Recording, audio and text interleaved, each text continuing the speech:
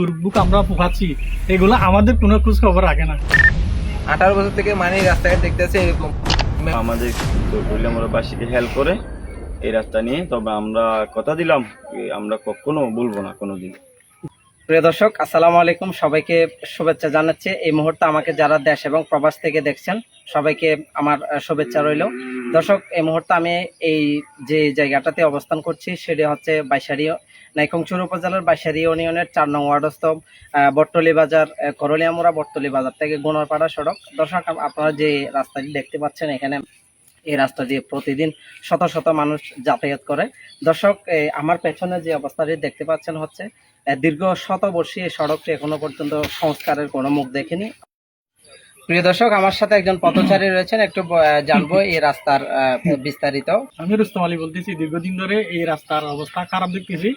মানে নির্বাচন আসলে অনেক নেতা গুজরের লোক আসা গাল মারা যায়। নির্বাচনের পরে আমাদের এই যে পথের রাস্তাঘাটে দুর্ভোগ আমরা পোহাচ্ছি, এগুলো আমাদের কোনো খোঁজ খবর রাখে না। আমরা দীর্ঘদিন ধরে এই রাস্তা নিয়ে এই কষ্টের মধ্যে আছি। আমরা আশা করবো যে দ্রুত এই রাস্তার সংস্কার যাতে হয়। আমার জন্ম থেকে আমি আজ 2018 বছর চলতেছি। 18 বছর থেকে মানে রাস্তাঘাট দেখতেছে এরকম। মেম্বার চেয়ারম্যান আসলে বলে জনগণকে আপনাদের রাস্তা ঠিক করে যাবে, যেহেতু ভোট চলে যায় কোনো মেম্বার চেয়ারম্যানের কোনো খোঁজ খবর নাই। দীর্ঘ অনেক দিন এই রাস্তা নিয়ে কষ্ট পাচ্ছি। বিগত দিনে অনেক চেয়ারম্যান মেম্বার আমাদেরকে আশা দিয়েছিল, কিন্তু নির্বাচনের পরে কোনো খবর নেই। অনেক দিন ধরেই পড়ি থাকতে রাস্তা কোনো চেয়ারম্যান মেম্বারে ঘরে নাই।